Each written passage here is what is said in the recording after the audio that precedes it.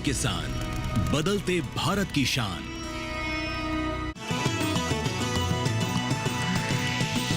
DD किसान, बदलते भारत की शान।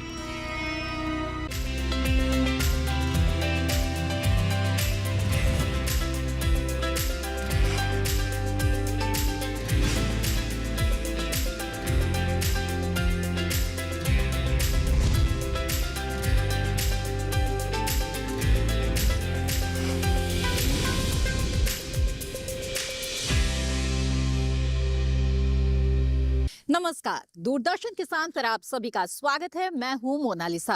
हमारे इस खास कार्यक्रम सफल किसान के तहत हम आपको देश के कोने कोने से उभरती प्रतिभाओं से रूबरू कराते हैं और इसी सिलसिले को जारी रखते हुए आज के सफल किसान से मिलने के लिए हम आपको लेकर चलेंगे उत्तर प्रदेश के मखदुम गांव, जो कि आगरा और मथुरा के बीच स्थित है। देवव्रत हमारे आज के सफल किसान 9 से 5 वाली नौकरी करने के साथ साथ सफल किसान बनने की राह पर चल पड़े हैं। जी हाँ, देवव्रत कॉर्पोरेट जगत में काम करते हैं। इसके साथ ही वो सफलतापूर्वक बकरी पालन कर रहे हैं और इसमें केंद्रीय बकरी अनुसंधान संस्थान का उन्हें भरपूर साथ मिल रहा है। तो किस तरह से देवव्रत सुनियोजित तरीके से बकरी पालन करते हैं और केंद्रीय बकरी अनुसंधान संस्थान की इसमें क्या भूमिका है, जानने के लिए आइए चलते हैं मखदुम गांव की ओर।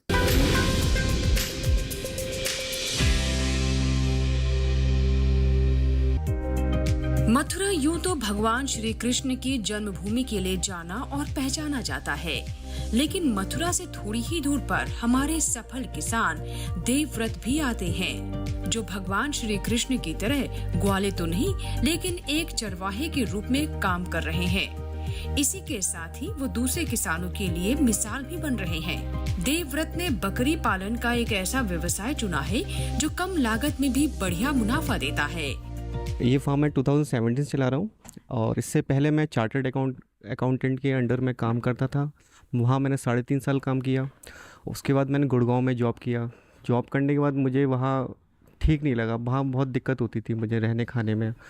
तो वापस मैं यहाँ आया। यहाँ आके मैंने सोचा क्या करूँ। मेरे फादर ने बोला कि तू ये सब ट्राई कर सकता है एनिमल हस्बेंड्री में जो भी है। तो मैं पोल्ट्री में गया, पोल्ट्री के बाद फिशीज़ में गया। मेरा वहाँ भी मन नहीं लगा। फिर मुझे किसी ने बताया कि यहाँ CIRG एक ट्रेनिंग सेंटर है, वहाँ पे आप बकरी का काम देख सकते हो। फिर मैं CIRG गया, वहाँ डॉक्टर MK सिंह सर से मिला मैं। उन्होंने मुझे गाइड किया।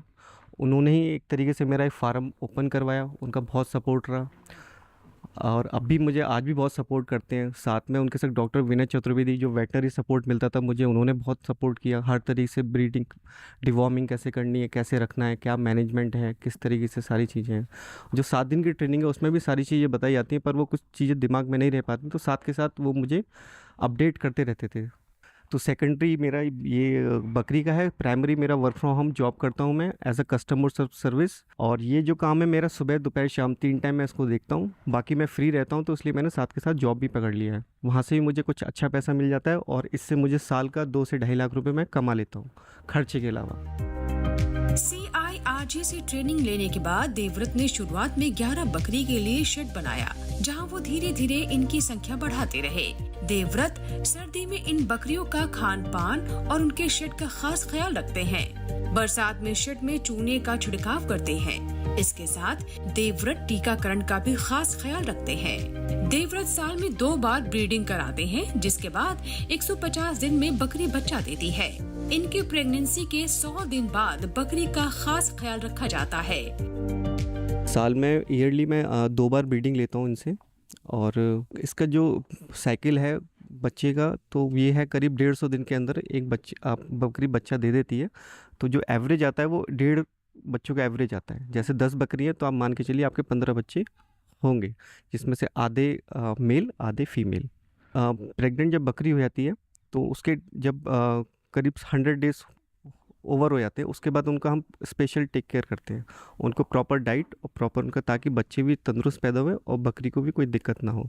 डिलीवरी होती है, उसके बाद उस बच्चे को हमें बहुत ध्यान से रखना पड़ता है शुरुआत के दिनों में 8-10 दिन। बाकी फिर धीरे धीरे नॉर्मल हो जाता है।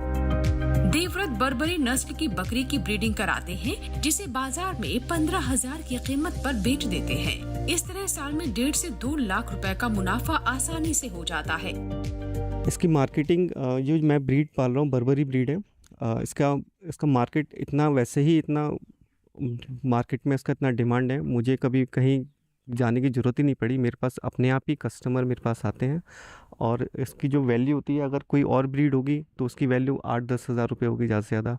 सेम वहीं इस अगर बर्बरी ब्रीड हो तो उसकी वैल्यू डबल हो जाती है एक तरीके से। मैं जो बकरियां बेचता हूँ 15,000 से कोई नीचे की बकरी नहीं होती है मेरी।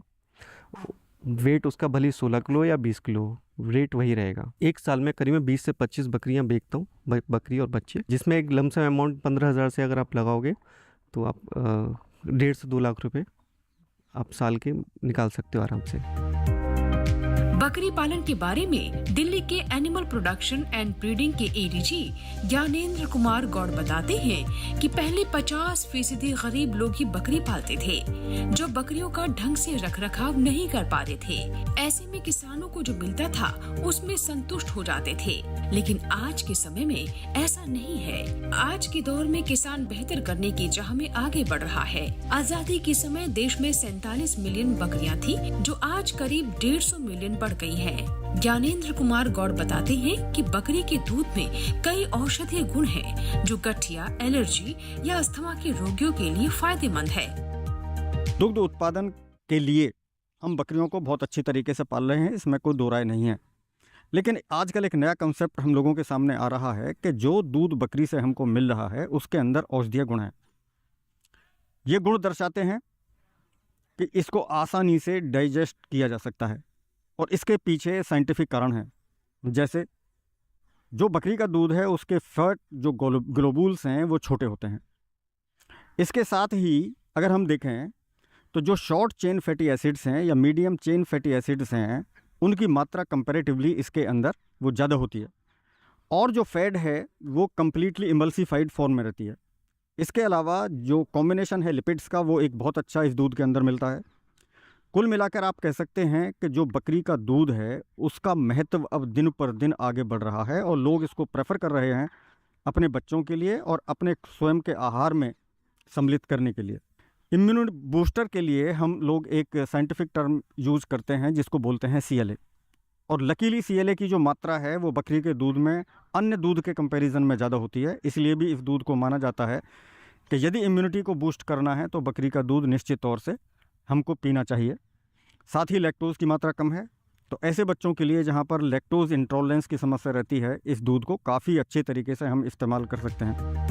बकरी किसानों की तरक्की के लिए केंद्रीय बकरी अनुसंधान संस्थान ट्रेनिंग कराता है।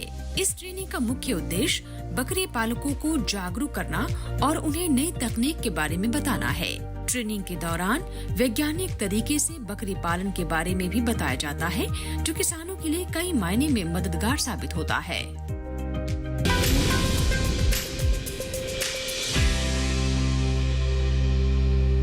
कार्यक्रम सफल किसान में वक्त तो चला है एक छोटे से ब्रेक का। ब्रेक के बाद हम आपको बताएंगे कि देवव्रत किस तरह से सफलतापूर्वक बकरी पालन कर रहे हैं। आप बने रहें दूरदर्शन किसान पर।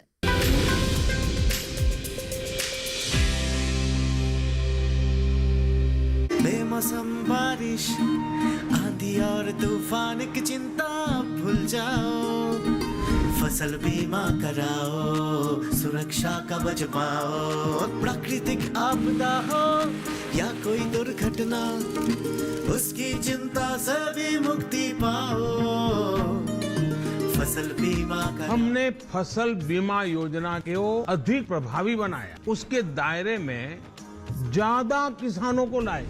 अब तक 23 करोड़ से अधिक किसान आवेदनों को फसल मुआवजा मिला। खरीफ फसल बीमा के लिए शीघ्र पंजीकरण कराएं। बैंक शाखा, बीमा कंपनी, कृषि ऋण समिति, जन सेवा केंद्र से संपर्क करें या www.pmfby.gov.in पर ऑनलाइन आवेदन करें। बीमा कंपनी के प्रतिनिधि से घर बैठे एड ऐप द्वारा बीमा करा सकते हैं। फसल बीमा से संबंधित जानकारी के लिए हेल्पलाइन नंबर 14447 पर कॉल करें। फसल बीमा कराओ, सुरक्षा कवच पाओ।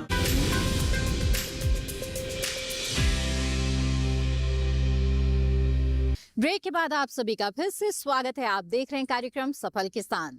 आइए सफल किसान के इस कारवां को आगे बढ़ाते हैं और एक बार फिर से रुख करते हैं हमारे आज के सफल किसान का। जानते हैं कि केंद्रीय बकरी अनुसंधान संस्थान से ट्रेनिंग प्राप्त करने से उन्हें क्या लाभ मिला है और कैसे वो सुनियोजित तरीके से इतना सब कुछ कर पा रहे हैं।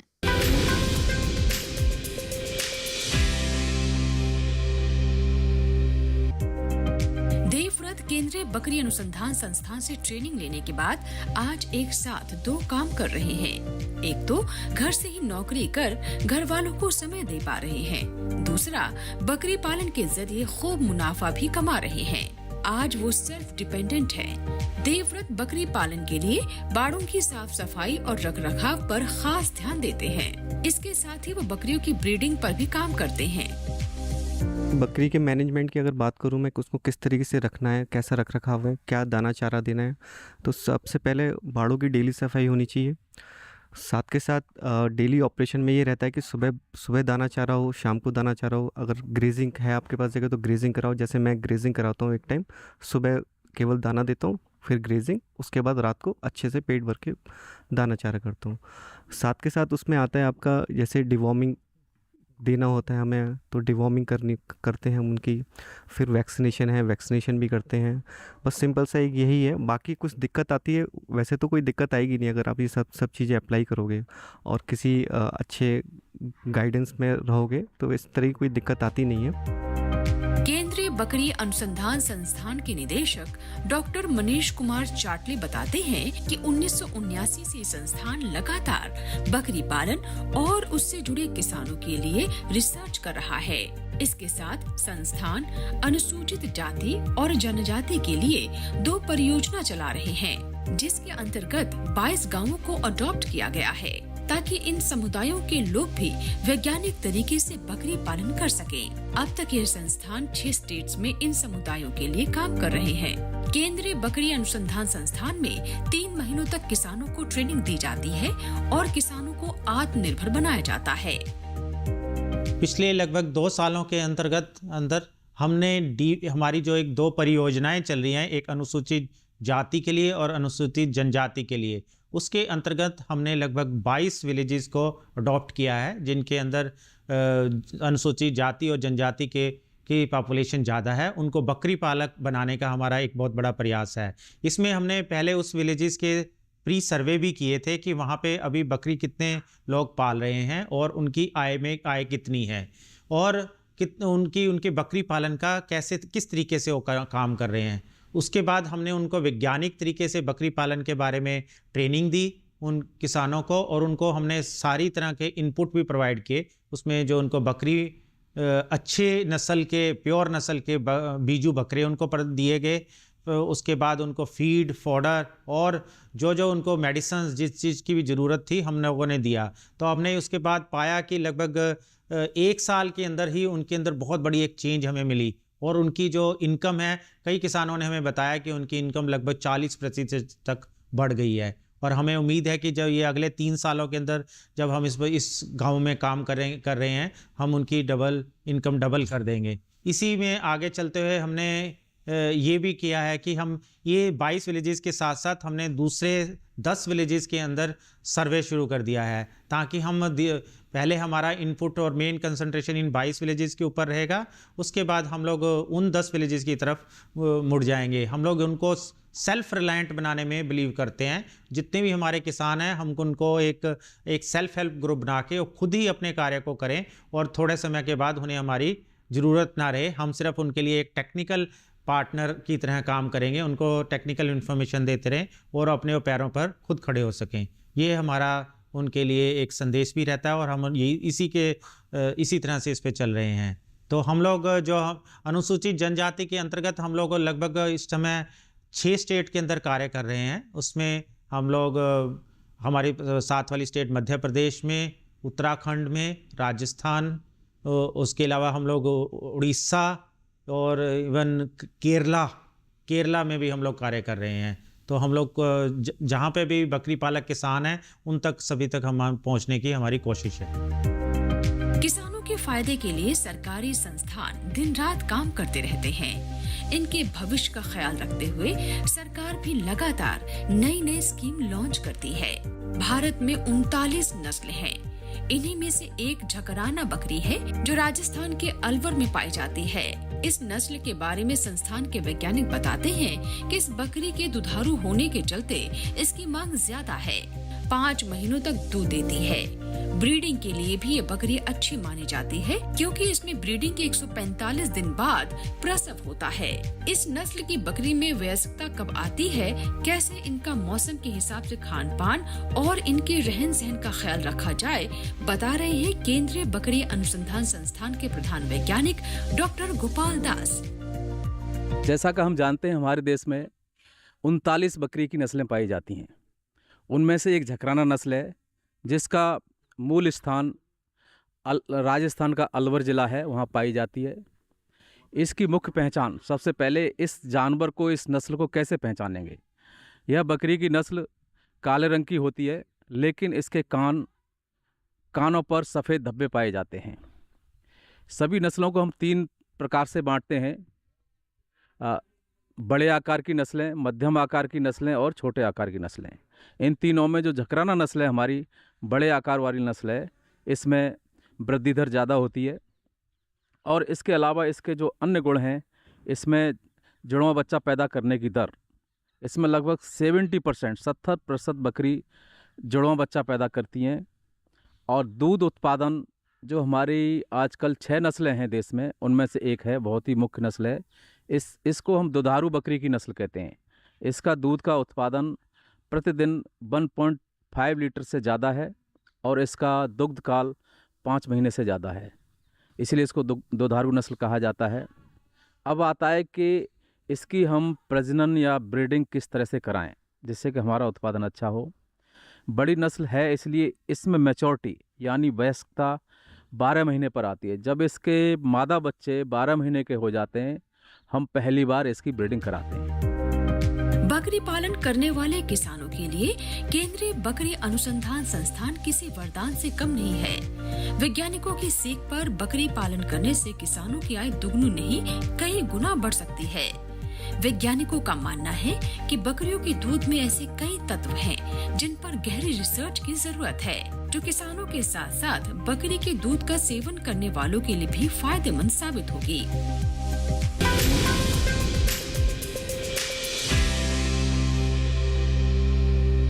देवव्रत जी के द्वारा किए जा रहे बकरी पालन के बारे में कुछ और जानकारियां आपके साथ हम साझा करेंगे, लेकिन फिलहाल कार्यक्रम में वक्त हो चला है एक और छोटे से ब्रेक का। जल्द हाजिर होंगे, आप बने रहें दूरदर्शन किसान पर।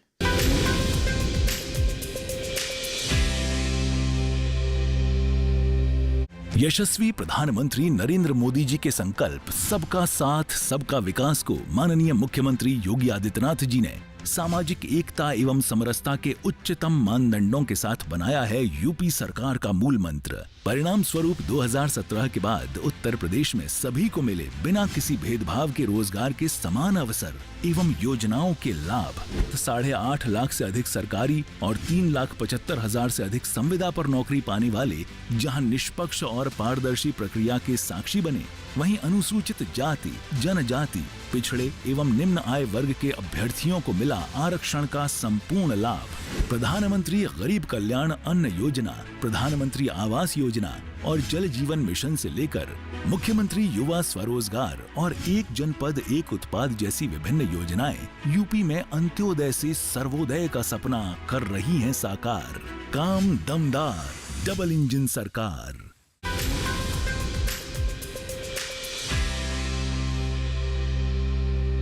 ब्रेक के बाद आप सभी का फिर से स्वागत है। आप देख रहे हैं कार्यक्रम सफल किसान। आइए सफलता की इस दास्तान को आगे बढ़ाते हैं और बकरी पालन से जुड़ी हुई कुछ और महत्वपूर्ण बातें आपको बताते हैं।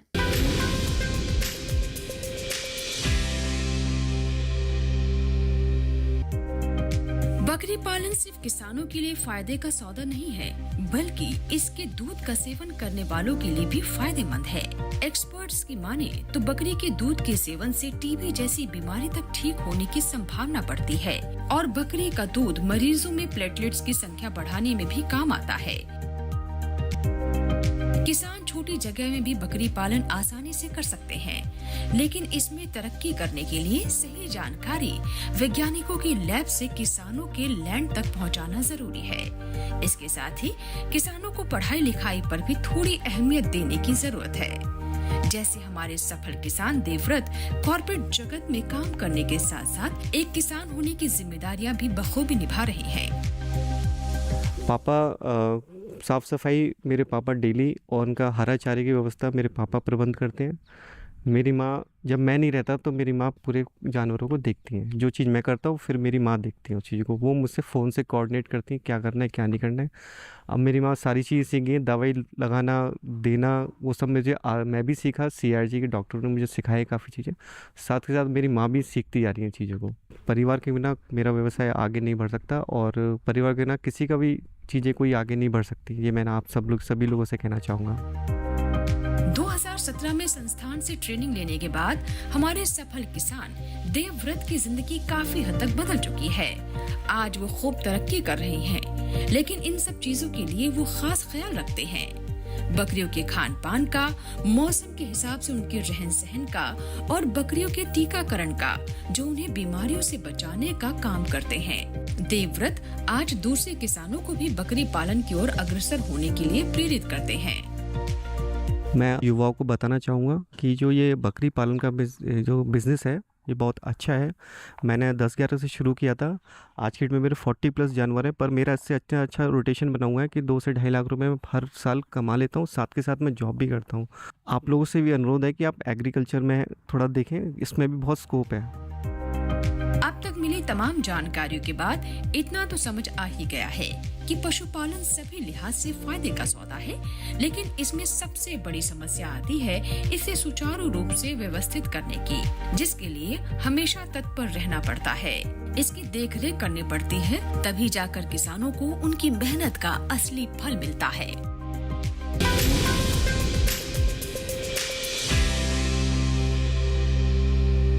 तो देखा आपने, केंद्रीय बकरी अनुसंधान संस्थान से प्रशिक्षण लेकर बकरी पालन करना देवव्रत जी के लिए कितना फायदेमंद साबित हुआ।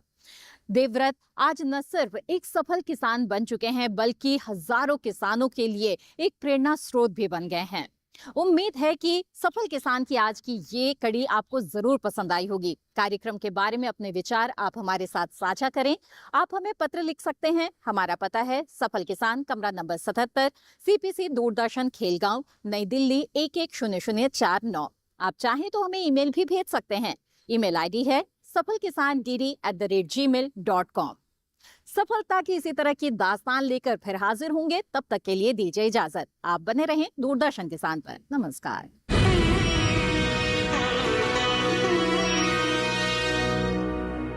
मन की बात है जन जन की, संघर्षों के कुछ किस्से, कहानी कुछ सफलताओं की, अनकही विरासत की, उम्मीदें नए भारत की। महीने के आखिरी रविवार का रहता है इंतजार।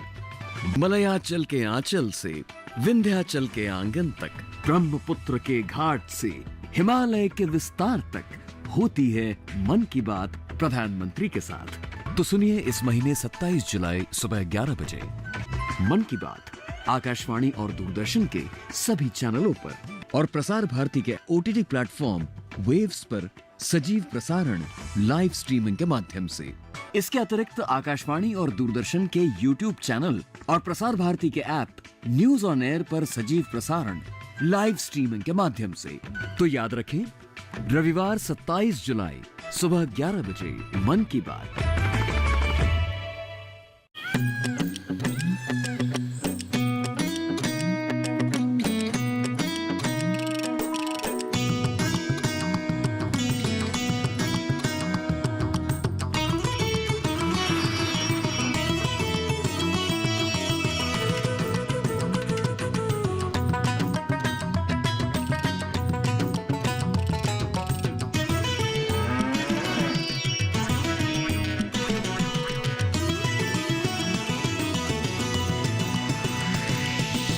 DD किसान, बदलते भारत की शान।